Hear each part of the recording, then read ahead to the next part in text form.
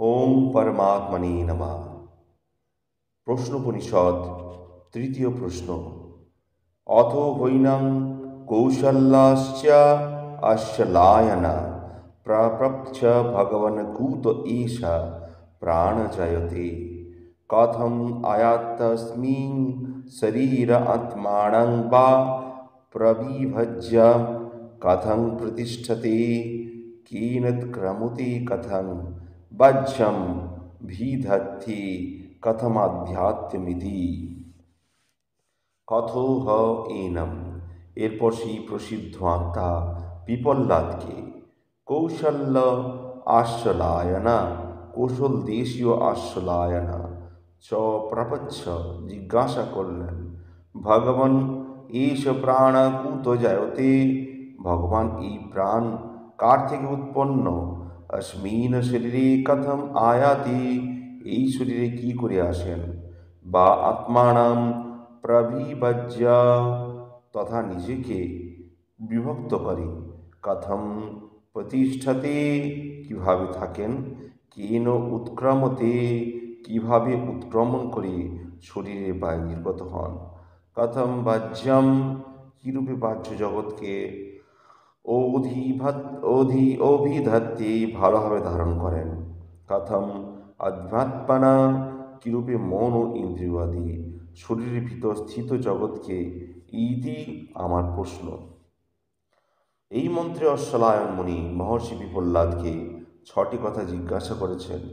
যে প্রাণীর মহিমা আপনি বর্ণনা করেছেন, এই প্রাণ দেবতা কার থেকে উৎপন্ন, মনুষ্য শরীরে তার প্রবেশ কীভাবে হয়, নিজেকে বিভক্ত করে কীরূপে স্থিত থাকেন শরীরে, এই শরীর থেকে অন্য শরীরে যাওয়ার সময় প্রথম শরীর থেকে কিভাবে বেরিয়ে যান, এই বাহ্য জগৎটাকে কিভাবে ধারণ করেন, মন ও ইন্দ্রিয় আদি আধ্যাত্মিক জগৎকে কিভাবে ধারণ করেন।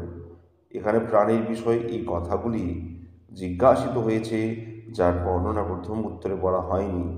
যা প্রথম প্রশ্নের উত্তর শুনে স্ফুরিত হয়েছে, এর দ্বারা একথা প্রমাণিত যে প্রশ্নোত্তরের সময় সুকেশাদি 6 ঋষি সেখানে পত্রে বসে শ্রবণ করছিলেন।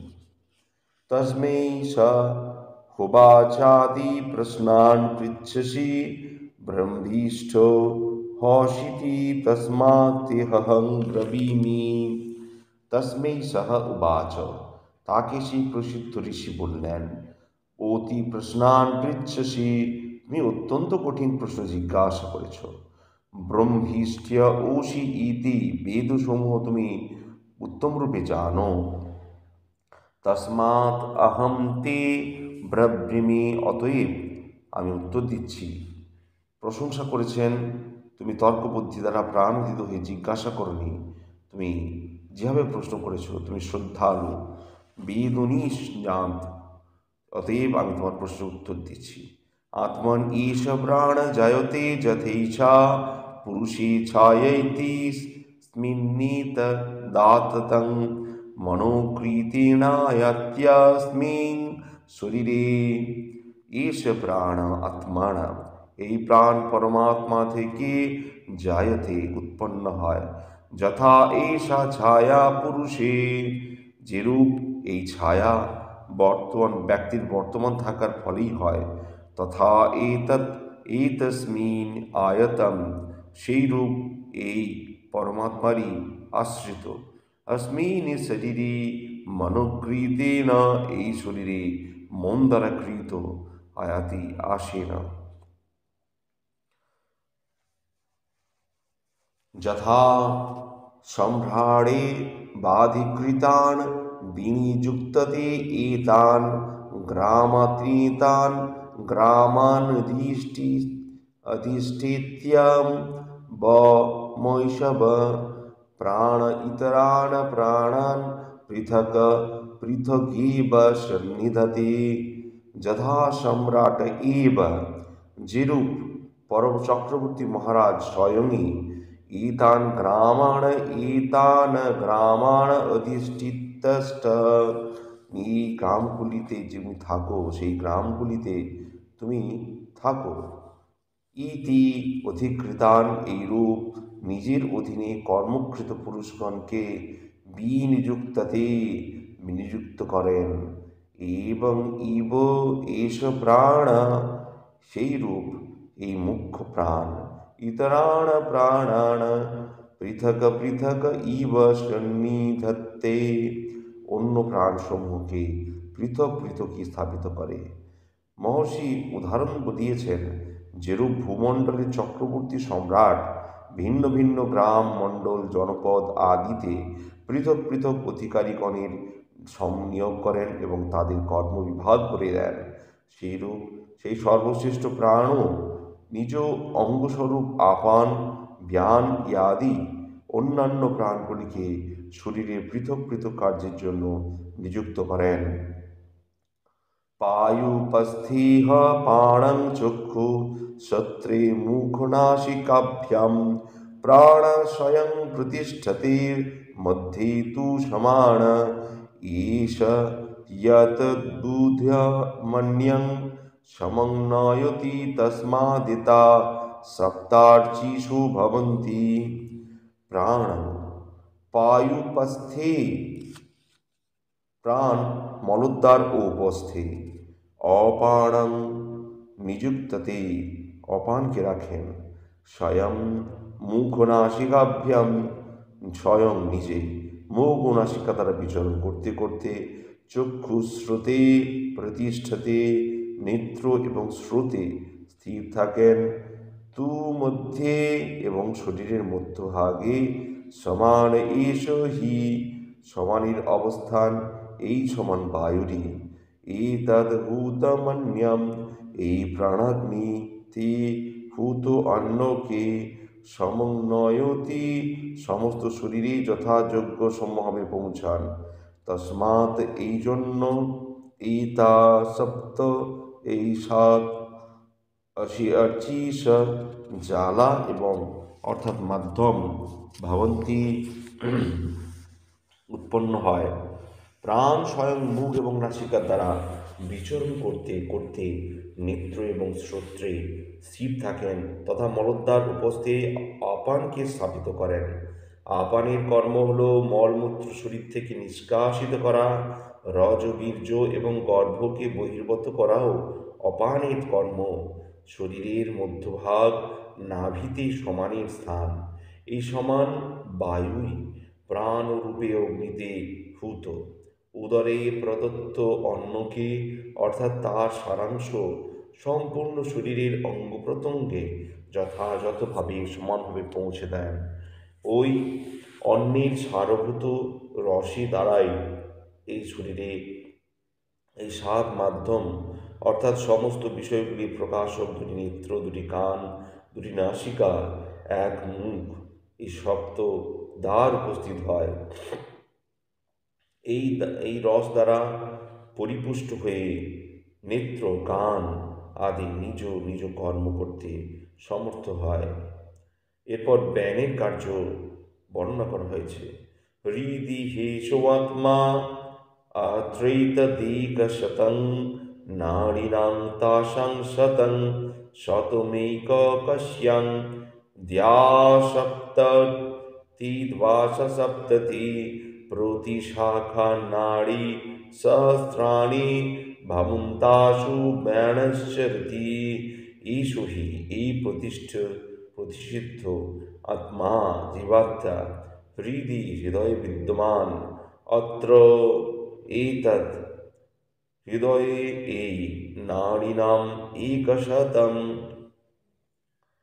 মূলরূপে শতনাড়ীর সমুদায়, তাসাম একৈকস্যাম, তাদের মধ্যে একটি নাড়ীতে, শতম শতম 100 করে শাখা আছে, দ্বাসপ্ততি 72 প্রতি শাখা নাড়ী সহস্রাণি, 1000 প্রতি শাখা নাড়ী, ভবন্তি হয়, আশু এদের মধ্যে ব্যাণ চরতি, ব্যান বায়ু বিচরণ করে। এই শরীরের যে হৃদয়, যেটি জীবাত্মার নিবাস স্থান, তাতে 100 মূল নাড়ী বিদ্যমান, তাদের এক এক নাড়ীর 100 করে শাখা নাড়ী বিদ্যমান। প্রত্যেক শাখা নাড়ী ৭২,০০০ প্রতি শাখা নাড়ী বিদ্যমান। এইভাবে এই শরীরে মোট ৭২ কোটি নাড়ী বিদ্যমান। এই সমস্ত নাড়ীর মধ্যে ব্যানবায়ু বিচরণ হয়। তৎসহ আশ্চলায়নে, চতুর্থ প্রশ্নের উত্তর, তথৈকয়োর্ধ্ব উদান পুণ্যেন পুণ্যং লোকং নয়তি পাপেন পাপমুভাম ভামেভ মনুষ্যলোকম। অথ একয়া, আরেকটি নারী আছে, তার দ্বারা উদান বায়ু উপরের দিকে বিচরণ করেন। পুণ্যেনা, পুণ্যকর্মের দ্বারা মানুষকে, পুণ্যম লোকম, পুণ্য লোকে, নয়তি নিয়ে যান, পাপেন পাপকর্ম হেতু, পাপেন পাপ কর্মের জন্য, পাপম নয়তি পাপ জনিতে নিয়ে যান, উদ্যাভ্যাম বা পাপ এবং পুণ্য উভয়ভীত কর্ম দ্বারা মনুষ্য লোকাং, মনুষ্য শরীরে নিয়ে যান। উপরোক্ত ৭২ কোটি নারী ছাড়া আরেকটি নারী আছে যাকে সুষুম্না বলা হয়। সুষুম্না হৃদয় থেকে বেরিয়ে মস্তিষ্কের উপরিভাগে গিয়েছে। এর দ্বারা উদান বায়ু শরীরের উপরের দিকে বিচরণ করেন। এইভাবে অশ্বলায়নে তৃতীয় প্রশ্নের উত্তর সম্পূর্ণ করে মহর্ষি তার চতুর্থ প্রশ্নের উত্তর সংক্ষেপে দিয়েছেন। যে মনুষ্য পুণ্যশীল হয়, যার শুভকর্মের ভোগ উদয় হয়, তাকে এই উদ্যান বায়ুই অন্য সমস্ত প্রাণ ও ইন্দ্রিয়ের শরীর বর্তমান শরীর থেকে বের করে পুণ্যলোকে অর্থাৎ স্বর্গাদি উচ্চলোকে নিয়ে যান। পাপ ও কর্মযুক্ত মানুষকে শুকরাদি পাপজনিতে এবং রৌরবাদি নরকে নিয়ে যান, তথা যে পাপ ও পুণ্য উভয়বিধ কর্মের আশ্রিত ফল ভোগ করবার জন্য অভিমুখী হয়ে থাকে, তাকে মনুষ্য শরীরে নিয়ে যান।